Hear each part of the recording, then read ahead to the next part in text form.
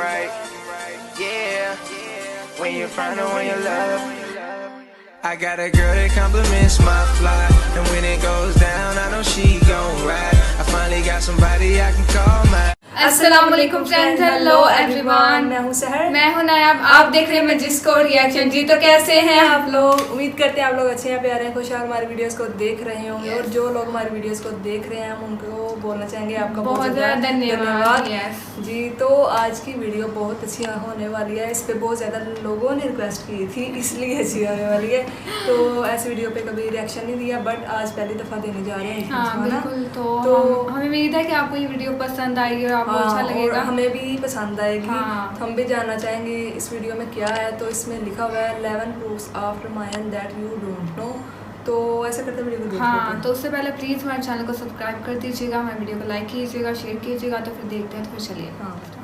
रामायण हिंदू धर्म का एक प्राचीन ग्रंथ है और बचपन से ही हम सब पढ़ते हुए आए हैं कि कैसे रावण ने सीता माता का हरण किया और बाद में रामचंद्र जी और रावण के बीच युद्ध हुआ और कैसे रावण को पराजय का सामना करना पड़ा। लेकिन क्या आप जानते हैं कि बहुत से ऐसे लोग भी हैं जो रामायण को सिर्फ एक काल्पनिक कहानी बताते हैं। दोस्तों, आज के इस एपिसोड में मैं आपको रामायण के वो पुख्ता सबूत दूंगा जिसको जानने के बाद आपके दिमाग में शक की कोई गुंजाइश नहीं बचेगी। साथ ही क्या आप जानते हैं कि आज भी श्रीलंका में रावण का महल मौजूद है। सारे ही राजों को जानने के लिए इस वीडियो को लास्ट तक जरूर देखिएगा। लास्ट तक देखिए। ठीक है भाई, हम तो देखने वाले हैं, आप भी देखिएगा। Fact number 11। रामायण के अनुसार रावण ने माता सीता को अशोक वाटिका में रखा था क्योंकि सीता माता ने रावण के महल में रहने से इनकार कर दिया था। लेकिन क्या आपको पता है कि वो अशोक वाटिका आज भी मौजूद है? इस अशोक वाटिका को आज श्रीलंका में हकगला बॉटनिकल गार्डन के नाम से जाना जाता है और इस गार्डन में वो पर्टिकुलर जगह जहां माता सीता को रखा गया था उसको सीता एल्ले के नाम से जाना जाता है। लेकिन एक और खास बात जो सारे ही लोगों को हैरान करती है वो है यहाँ के वृक्ष यानी कि पेड़। रामायण में यह बताया गया था कि अशोक वाटिका का नाम इसलिए अशोक वाटिका रखा गया था क्योंकि उस वाटिका में अशोक के वृक्ष बहुत आयत में थे। अजीब बात यह है कि जैसा रामायण में अशोक वाटिका का वर्णन किया गया था, यह हकगला बॉटनिकल गार्डन सेम वैसे का वैसा ही है ना ये रामायण का एक पुख्ता सबूत। Fact number 10। रामायण में बताया जाता है कि जब रावण माता सीता का हरण करके हवाई मार्ग से उनको लंका ले जा रहा था तो उसको रोकने के लिए जटायु नामक गिद्ध ने रावण का सामना किया। रावण ने उस जटायु का एक पंख काट दिया था जिसके कारण वो जटायु घायल होकर एक पहाड़ी पर जाकर गिर गए थे। लेकिन क्या आपको पता है कि वो पहाड़ी भी रामायण का एक बहुत बड़ा पुख्ता सबूत है क्योंकि आज केरल के कोलम की उसी पहाड़ी पर जटायु की दुनिया की सबसे बड़ी पंछी की मूर्ति बनाई गई है जिसे आज स्टैचू ऑफ जटायु के नाम से भी जाना जाता है।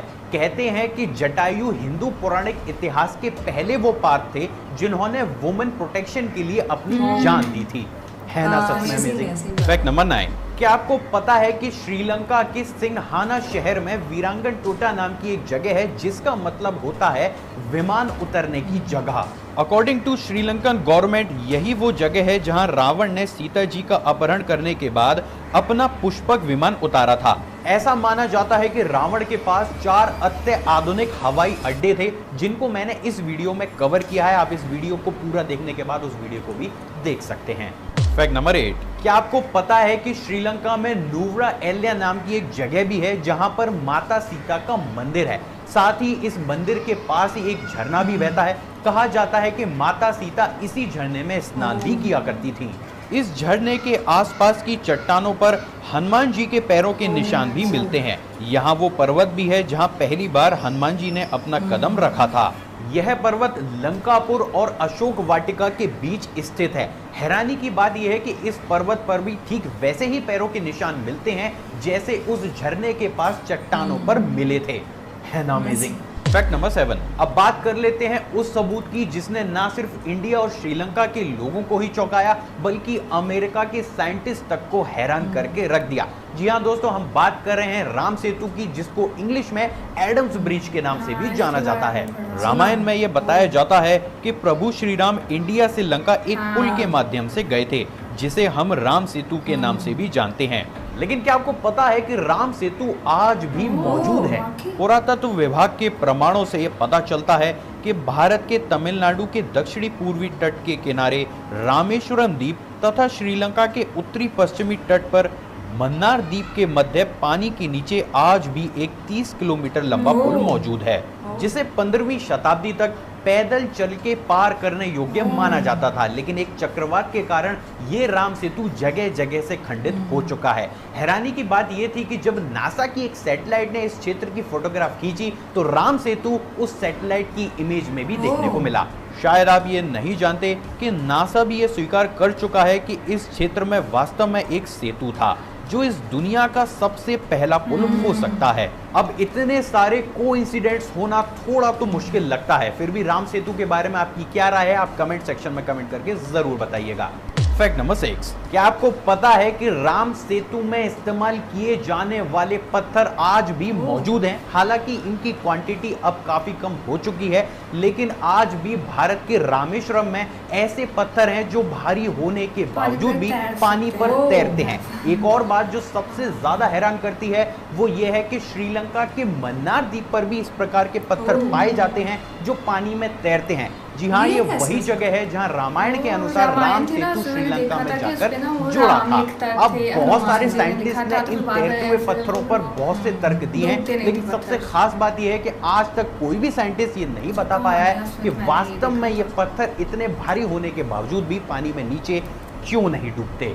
सच में अमेजिंग। फैक्ट नंबर 5, क्या आपको पता है कि युद्ध के दौरान जब लक्ष्मण जी मेघनाद के द्वारा मूर्छित कर दिए गए थे और उनकी जान जाने ही वाली थी, तो उनकी जान को बचाने के लिए हनुमान जी द्रोणागिरी पर्वत संजीवनी बूटी लेने गए थे। लेकिन हनुमान जी को संजीवनी बूटी का कोई ज्ञान नहीं था, इसलिए उन्होंने द्रोणागिरी पर्वत को पूरा का पूरा ले जाने का निर्णय लिया। लेकिन क्या आपको पता है कि हिमालय के उस क्षेत्र में आज भी हनुमान जी को नहीं पूजा जाता है? वहां के जो लोकल लोग हैं वो ये मानते हैं कि हनुमान जी उनके क्षेत्र से संजीवनी जैसी अमृत बूटी श्रीलंका ले गए थे, इसलिए वो लोग हनुमान जी को आज भी नहीं पूजते हैं। लेकिन क्या आपको पता है कि श्रीलंका के उस क्षेत्र पर जहां रामायण के अनुसार लक्ष्मण जी को संजीवनी दी गई थी, वहां आज भी एक ऐसा पर्वत है जिसके सभी गुण व जड़ी बूटी हिमालय के पहाड़ों के समान है। हैरानी की बात तो यह है कि वहां पर वो पर्वत इकलौता ऐसा पर्वत है जिसके गुण हिमालय से मिलते हैं। अमेजिंग। फैक्ट नंबर 4, क्या आपको पता है कि हनुमान जी के द्वारा लंका जलाने से रावण बहुत ज्यादा भयभीत हो गया था।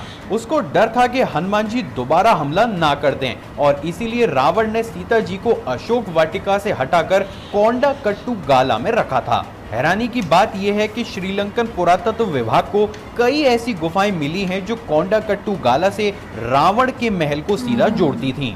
और इन गुफाओं में ऐसी शिल्पकला भी मिली है जिससे लगता है कि इन गुफाओं में किसी स्त्री को रखा गया था। फैक्ट नंबर 3, रामायण के अनुसार हनुमान जी ने लंका को जला दिया था। लेकिन क्या आपको पता है कि लंका के जलने के सबूत आज भी श्रीलंका में मौजूद है?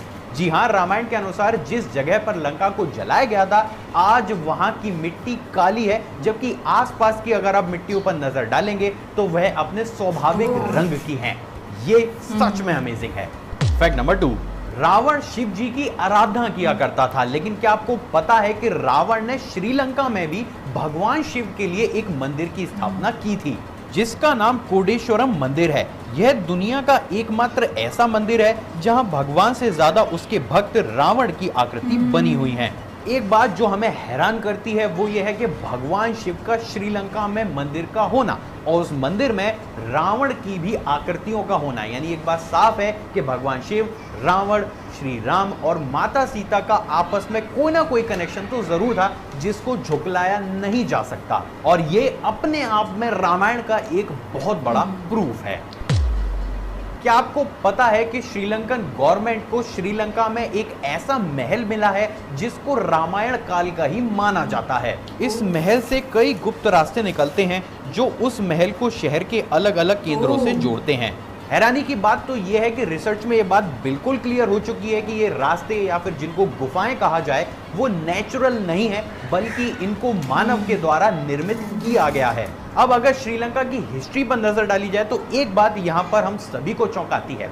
श्रीलंकन हिस्ट्री के अनुसार रावण शहर के अलग अलग हिस्सों में अचानक से ही प्रकट हो जाया करता था और क्षण भर में ही उन हिस्सों से वो गायब होकर अपने महल में पहुंच जाता था। श्रीलंकन गवर्नमेंट ये मानती है कि रावण इन्हीं गुप्त रास्तों का इस्तेमाल उस समय किया करता था। श्रीलंकन गवर्नमेंट तो ये भी मानती है कि इनमें से काफी गुफाएं तो साउथ अफ्रीका तक भी जाती हैं। तो दोस्तों ये थे रामायण के वो पुख्ता सबूत जिनको जानने के बाद ये सिद्ध होता है कि रामायण कोई काल्पनिक कथा नहीं है। लेकिन क्या आप जानते हैं कि श्रीलंका में आज भी रावण का शरीर एक गुफा में मम्मी बनाकर रखा गया है। अगर आप चाहते हैं कि उस वीडियो को भी कवर किया जाए तो जरूर कमेंट कीजिएगा। अगर आपको ये वीडियो पसंद आई तो इस वीडियो को ज्यादा से ज्यादा लाइक कीजिएगा दोस्तों, सभी अपने दोस्तों के साथ शेयर कीजिएगा। साथ ही आपकी रामायण को लेकर क्या राय है उसको भी आप कमेंट कर सकते हैं। अगले एक और फ्रेश कमाल वीडियो में आप सभी से दोबारा मुलाकात होगी दोस्तों। जय हिंद।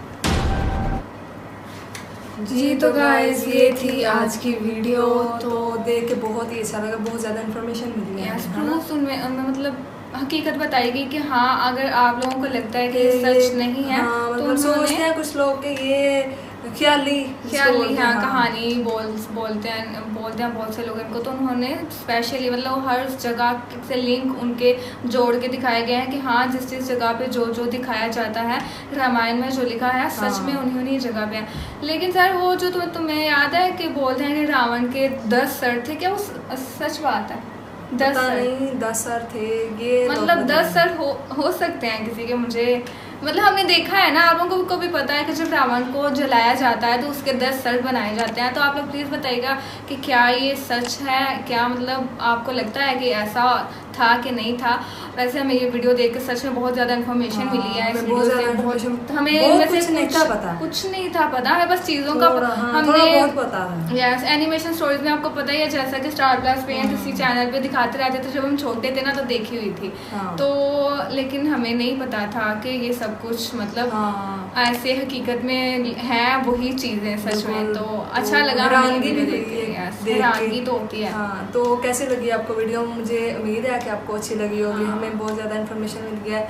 ऐसी इन्फॉर्मेशन हम हासिल करना चाहते हैं ताकि हमारे व्यूअर्स को अच्छा लगे, और हमारे चैनल को सब्सक्राइब कर देना, वीडियो को लाइक करना, तो शेयर करना। तो मिलेंगे इसी तरह किसी और वीडियो में। अपना बहुत ख्याल रखिएगा, फिर से मिलेंगे। आपका बहुत ज़्यादा शुक्रिया। फिर से हम बोलेंगे तो फिर चलेंगे। ज़्यादा कीजिए। अल्लाह हाफिज़।